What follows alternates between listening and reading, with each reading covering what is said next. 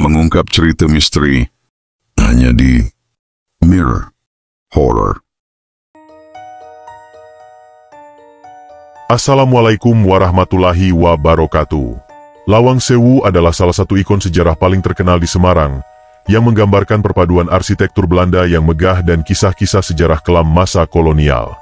Dibangun antara 1904 hingga 1907 sebagai kantor pusat Nederlands-Indische Spoorweg-Maatschappij, NIS, sebelum keseluruhan kompleks selesai pada 1919. Julukan Lawang Sewu berarti Tau Senturen atau 1000 pintu dalam bahasa Jawa, meski sebenarnya memiliki sekitar 928 pintu dan banyak jendela, jumlahnya tetap impresif. Pada masa pendudukan Jepang, 1942-1945, bagian basement gedung dialihfungsikan menjadi penjara bawah tanah dan tempat eksekusi terhadap tahanan. Setelah proklamasi kemerdekaan, sempat terjadi pertempuran 5 hari di Semarang pada Oktober 1945 antara pejuang lokal AMKA melawan pasukan Jepang. Beberapa pegawai NIS tewas.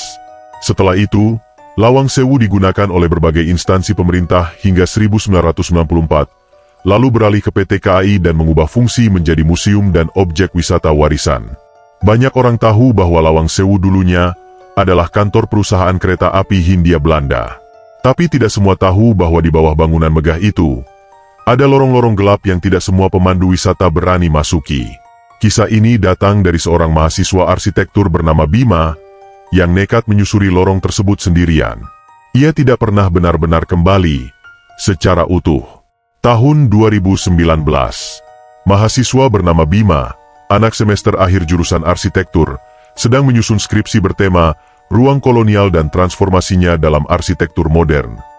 Ia memilih Lawang Sewu sebagai objek studi, bangunan kolonial terkenal di Semarang yang menyimpan banyak sejarah dan cerita misteri. Bima bukan orang yang percaya tahayul. Ia menganggap cerita horor hanya bumbu yang dibuat-buat. Ia datang sendiri ke Lawang Sewu siang hari, lengkap dengan kamera DSLR, sketsa bangunan, dan catatan. Ia berencana memetakan struktur bawah tanah, bagian yang menurut dosennya belum banyak diteliti secara arsitektural. Namun bagian inilah yang juga paling jarang dieksplorasi karena dianggap angker. Petugas tiket sempat berkata dengan nada setengah bercanda, "Mas, kalau mau ke basement, jangan lebih dari jam 4 sore, ya. Soalnya, kadang suka ada yang ikut naik." Bima tertawa. Ia pikir itu hanya cara mereka menjaga nuansa horor tempat itu. Ia masuk ke lorong bawah tanah sekitar pukul 16.15. Sinar matahari mulai meredup, dan di dalam lorong, cahaya hampir tak ada. Tangga menuju bawah tanah lembab, dan setiap pijakan terasa basah dan dingin. Bau kapur barus dan besi tua menusuk hidung. Ia mulai memotret setiap sudut, dinding batu, lengkungan lorong, ventilasi kecil yang menembus tanah. Tapi, ada sesuatu yang mengganggu. Dalam foto keempat, terlihat bayangan seperti gaun putih melayang di ujung lorong. Ia menoleh cepat. Tak ada siapapun. Ia cek layar kamera. Bayangan itu masih di sana. Di tengah lorong, ia menemukan sebuah pintu besi tua yang sedikit terbuka. Catnya mengelupas, dan di atasnya tertulis dengan tulisan pudar, "Pintu penahanan 3 khusus tahanan eksekusi." Bima penasaran. Ia dorong pintunya. Ruangan di baliknya gelap gulita, tapi ia nekat masuk.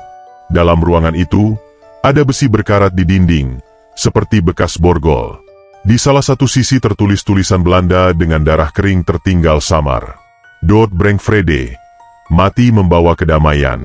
Senter Bima berkedip. Kamera mati.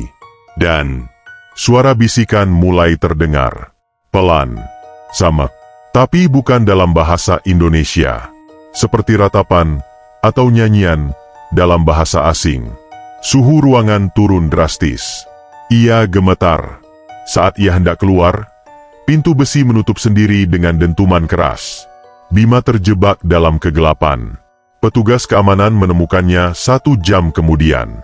Bima duduk di pojok ruangan itu, tubuh menggigil, mata terbuka lebar, tidak merespons. Ia seperti kesurupan. Selama seminggu, ia hanya menatap kosong. Tak bisa bicara. Orang tuanya memanggil ustaz. Dalam salah satu ruqyah, Bima mendadak menjerit dengan suara perempuan. Jangan buka pintuku. Aku tak mau mereka keluar. Setelah beberapa kali terapi, Bima perlahan pulih. Tapi ia jadi orang yang sangat tertutup. Ia tak pernah kembali ke Lawang Sewu.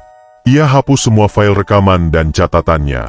Kecuali satu foto yang tak sengaja terkirim ke email temannya. Foto lorong kosong, dengan bayangan tinggi besar tak berkepala berdiri di belakang Bima. Bayangan itu memanjang seperti tak wajar, dan seperti menempel di dinding, padahal dindingnya rata. 3 minggu setelah kejadian di lorong bawah tanah, Bima kembali ke rumah kosnya di daerah Sampangan, Semarang. Awalnya semua tampak normal. Tapi malam pertama itu, jam 2 dini hari, ia terbangun karena mendengar suara ketukan pelan di pintu lemari bajunya. Ia menyalakan lampu. Tak ada siapapun. Lemari terkunci. Ia pikir hanya mimpi. Tapi malam berikutnya, suara itu kembali, tapi lebih keras. Disusul suara derit pelan, seperti engsel karatan yang dibuka perlahan. Dan yang lebih menyeramkan, pintu lemari terbuka sedikit, padahal dia yakin sudah menguncinya. Beberapa hari kemudian, Bima iseng memotret dirinya sendiri untuk keperluan tugas kuliah. Tapi saat melihat hasil fotonya, ada bayangan hitam tinggi berdiri di belakangnya. Bayangan itu tak punya wajah, dan memanjang sampai ke plafon. Bima langsung hapus foto itu. Tapi, bayangan yang sama muncul lagi di refleksi cermin keesokan malam. Lampu sering padam sendiri tiap jam 2 pagi. Semua pintu kamar terbuka sendiri, meski sudah dikunci 2 kali. Bau tanah basah dan karat makin sering tercium setiap malam.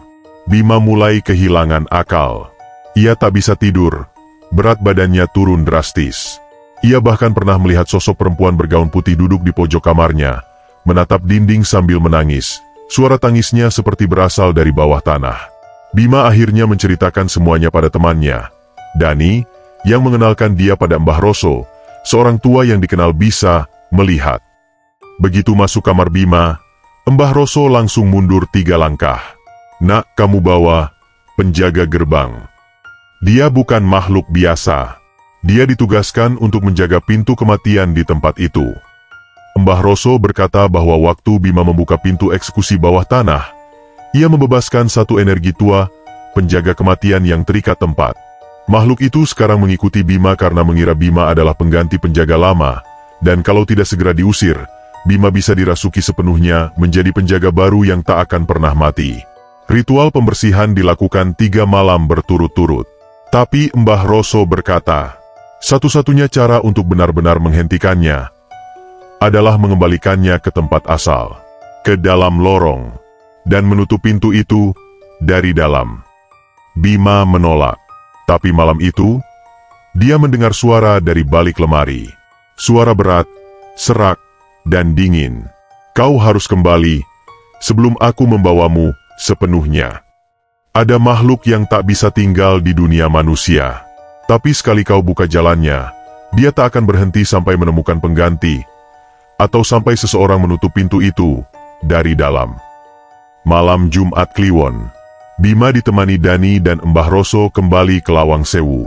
Mereka datang bukan sebagai wisatawan, tapi sebagai orang-orang yang akan mengembalikan sesuatu yang tidak semestinya ikut pulang. Petugas jaga malam sempat menolak mereka masuk. Tapi saat Mbah Roso menggenggam tanah dari halaman depan dan membacakan doa dalam bahasa Jawa kuno, angin dingin tiba-tiba berhembus dari arah dalam bangunan, dan semua pintu depan terbuka sendiri dengan derit pelan. "Pintu sudah menyambutmu kembali, Le," kata Mbah Roso. "Dia tahu kau datang." Bima memandu mereka ke tangga menuju basement. Tapi anehnya, lorong itu kini lebih gelap, lebih panjang, dan suhu di dalamnya nyaris beku. Mbah Roso menyiapkan dupa, kain kafan, dan kendi berisi air doa. Ia membentuk lingkaran kecil dan memulai ritual pemanggilan. Bima diminta berdiri di tengah lingkaran. Tiba-tiba, semua lilin padam serempak. Hening.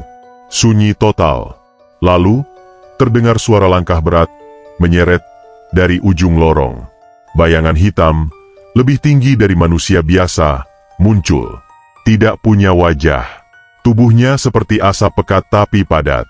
Dari tubuhnya menguap bau tanah basah, darah, dan karat. Mbah Roso membuka mata batinnya dan berbicara dalam bahasa yang bukan dari dunia ini. Perlahan suara itu menjawab, dari dalam tubuh Bima. Aku tidak mau kembali, dia sudah membuka jalanku, aku menunggu ratusan tahun. Tangan Bima mulai membiru, matanya kosong, dan tubuhnya kaku seperti patung. Makhluk itu mencoba merasuk sepenuhnya, menjadikan Bima sebagai wadah permanen. Mbah Roso menaburkan tanah keramat, mengikat kaki Bima dengan kain kafan, dan membacakan doa dari kitab pusaka Jawa kuno. Lorong berguncang, tembok mengeluarkan air. Dari langit-langit, darah menetes perlahan. Tapi sebelum makhluk itu berhasil lepas, Mbah Roso berteriak, "Kau bukan penjaga dunia ini. Kembalilah ke pintumu. Tempatmu adalah lorong kematian, bukan raga anak ini." Ia memukul kendi air doa ke lantai. Air menyebar, membentuk cahaya putih membakar lantai batu. Makhluk itu meraung keras, dan tertarik kembali ke dinding, ke pintu besi tua yang muncul kembali, padahal sebelumnya telah hilang. Bima berjalan perlahan ke arah pintu besi. Tapi kali ini, bukan karena dipaksa, melainkan karena ia sadar. Di ujung pintu, ia melihat sesosok pria Belanda tua, berdiri dengan mata kosong dan kunci tergantung di lehernya. Bima mengambil kunci itu, menutup pintu, dan suara berat berbisik dari baliknya. "Sampai kau buka lagi, anak muda." Begitu pintu tertutup, semua jadi hening. Bau darah hilang. Lorong kembali seperti semula. Dan Bima terjatuh tak sadarkan diri. Pagi hari, mereka ditemukan oleh petugas kebersihan. Tapi ada yang aneh. Pintu besi yang mereka temui semalam tak ditemukan lagi. Bahkan Mbah Roso sendiri mengaku, pintu itu bukan bagian dari dunia ini. Ia hanya muncul jika seseorang memanggilnya. Seminggu setelah kejadian malam ritual bersama Mbah Roso, pihak pengelola Lawang Sewu memutuskan untuk menutup akses ke ruang bawah tanah sepenuhnya. Sejumlah petugas PT KAI Heritage dan tim keamanan datang membawa lembar perintah. Pintu menuju lorong eksekusi itu, yang menurut catatan seharusnya sudah dibeton bertahun-tahun lalu, muncul kembali setelah malam ritual. Petugas memutuskan untuk menyegel pintu itu dengan plat baja dan las listrik, menyumpal setiap celah agar tak bisa dibuka. Beberapa staf sempat memprotes secara diam-diam. "Pak, itu pintu dari zaman Jepang. Dulu juga pernah dikunci, tapi muncul lagi. Jangan main las sembarangan." Tapi penyegelan tetap dilakukan. Ditetapkan larangan keras. Tak boleh ada wisatawan atau staf masuk ke basement hingga waktu yang belum ditentukan. Namun sejak hari itu, justru hal-hal tak masuk akal mulai terjadi. Suara ketukan dari balik pintu segel terdengar tiap malam pukul 2. CCTV mati setiap malam Jumat di area basement. Salah satu petugas kebersihan ditemukan pingsan di dekat tangga bawah tanah. Matanya terbuka dan bibirnya komat kamit, seperti menirukan suara dari balik pintu. Saat dibangunkan, ia hanya berkata, dia belum tidur. Dia hanya menunggu yang berikutnya. Di tempat lain, Bima mulai bisa mendengar bisikan yang tidak didengar orang lain. Ia bisa tahu kapan ada roh lewat di dekatnya. Bahkan kadang, ia bisa menyebut nama orang yang akan meninggal sebelum waktunya. Mbah Roso memperingatkannya. Segel itu hanya untuk manusia. Tapi matamu sudah melihat, hatimu sudah disentuh. Pintu itu tetap terbuka di dalam dirimu sendiri. Bima mulai bermimpi hal yang sama setiap malam. Ia berada di lorong itu lagi, tapi kali ini, semua pintu terbuka. Dan dari masing-masing pintu, keluar sosok-sosok asing, tentara, perempuan, anak-anak, semua tanpa wajah. Beberapa bulan kemudian, sebuah coretan muncul di plat baja segel pintu, seolah ditulis dari dalam. Bukan pintunya yang harus ditutup, tapi penjaganya yang belum digantikan. Pihak pengelola kembali kebingungan. Segel diperkuat. Tapi suara ketukan tetap muncul, dan getarannya mulai terasa hingga ke ruang utama gedung. Sejak penyegelan pintu lorong Lawang Sewu, hidup Bima tak pernah sama lagi. Awalnya hanya mimpi, tapi kini saat ia membuka mata, ia melihat hal-hal yang tidak masuk akal. Bayangan bergerak cepat di pojok ruangan. Sosok-sosok berdiri diam di belakang orang. Suara langkah kaki yang tak berujung ke siapa-siapa. Paling parah adalah Ia bisa merasakan emosi dari roh-roh itu. Kesedihan, kemarahan, bahkan dendam. Suatu hari di kampus, Bima masuk ruang studio sendirian sore hari. Tiba-tiba udara jadi sangat dingin. Ia melihat seorang dosen senior berdiri membelakanginya. Bima menyapa, tapi tak dijawab. Saat dosen itu menoleh, wajahnya gelap. Tak ada mata, tak ada hidung, hanya kulit datar. Lalu lenyap dalam kedipan mata. Sejak hari itu, Bima tidak lagi mau duduk sendirian. Bahkan di keramaian pun ia bisa melihat roh berkeliaran, seperti penumpang gelap di antara manusia. Mbah Roso datang kembali. Kali ini bukan untuk menolong, tapi untuk mewanti-wanti. Le, kamu sudah dibuka matanya. Sekarang kau jadi jalur lintasan mereka. Kau bukan cuma melihat, kau jadi penanda. Dan penanda selalu ditandai balik. Mbah Roso memperlihatkan segenggam tanah hitam dari halaman belakang Lawang Sewu. Tanah itu masih basah dan berdenyut. Ia berkata, tanah itu milik penjaga lama, dan kini entah kenapa, denyutnya sudah pindah ke kamu. Cermin kamar Bima berembun sendiri tiap malam, muncul tulisan samar. Siapa kamu sekarang? Di buku sketsanya, ia menggambar bangunan, tapi saat sadar, sketsanya berubah jadi lorong-lorong bawah tanah, lengkap dengan tulisan Belanda yang tidak ia mengerti. Satu malam, ia melihat diri sendiri di dalam cermin, tapi tidak bergerak mengikuti dirinya. Sosok di cermin hanya diam, tersenyum, dan matanya penuh darah. Bima mulai sadar bahwa ia bisa tahu jika seseorang akan meninggal. Ia melihat cahaya kelabu tipis di tubuh orang yang waktunya sudah dekat. Seorang satpam kampus ia lihat bersinar kelabu. 2 hari kemudian, meninggal karena kecelakaan motor. Seorang mahasiswi yang lewat di kantin, cahaya kelabunya pudar perlahan. 3 hari kemudian, ia koma karena asma dan tak pernah sadar kembali. Bima menulis di buku hariannya. Awalnya aku hanya ingin menyelesaikan skripsi. Tapi ternyata yang kubuka, bukan sekadar ruang bawah tanah, tapi semacam jendela ke dunia yang sudah lama terkunci. Dan kini aku jadi bagian dari dunia itu. Kalau suatu hari aku tidak bisa membedakan lagi mana dunia nyata dan mana yang bukan, tolong, jangan biarkan pintu itu terbuka lagi. Bima, yang dulu skeptis dan selalu menertawakan kisah mistis, kini menjadi seseorang yang paling khusyuk ketika melewati pohon besar, bangunan tua, atau jalan sunyi saat malam. Ia selalu menunduk hormat, tak pernah lupa mengucap salam, meski tak ada siapapun di sana. Assalamualaikum, permisi lewat. Ia tidak lagi bertanya, ada apa di balik semua ini, tapi lebih kepada, apa yang bisa kulakukan agar tidak mengganggu kalian. Setiap malam Jumat Kliwon, ia menyalakan lilin putih. Di meja belajarnya, ada wadah kecil berisi air bunga dan secarik doa yang ia tulis sendiri. Untuk yang lebih dulu ada, semoga damai bersama kalian. Jangan ganggu, dan tak akan kuganggu. Anehnya, sejak ia mulai melakukan ini, kamar Bima jadi tenang. Tak ada lagi suara langkah, tak ada lagi embun di cermin. Tapi satu malam, muncul suara bisik lembut. Kamu sudah belajar, sekarang waktunya menjaga. Beberapa bulan kemudian, Bima kembali ke Lawang Sewu, bukan untuk menantang, tapi untuk sowan. Ia datang sendirian menjelang maghrib, membawa bunga 7 rupa dan dupa kecil. Di dekat halaman belakang, ia duduk diam, menunduk. Tak berkata apa-apa. Angin berembus, lembut, tak ada gangguan. Tapi di kejauhan, ia melihat sosok perempuan bersanggul, mengenakan kebaya putih berdiri diam. Perempuan itu hanya mengangguk pelan, lalu menghilang. Dan Bima tahu itu bukan ancaman, tapi bentuk penghormatan balik. Mbah Roso suatu hari datang kembali, kali ini menepuk bahu Bima. Le, bukan semua orang dipilih untuk melihat, tapi kamu dipilih, dan kamu tidak menolak. Itu sudah cukup jadi bekal. Sejak hari itu, Bima sering didatangi orang-orang yang mengalami gangguan halus.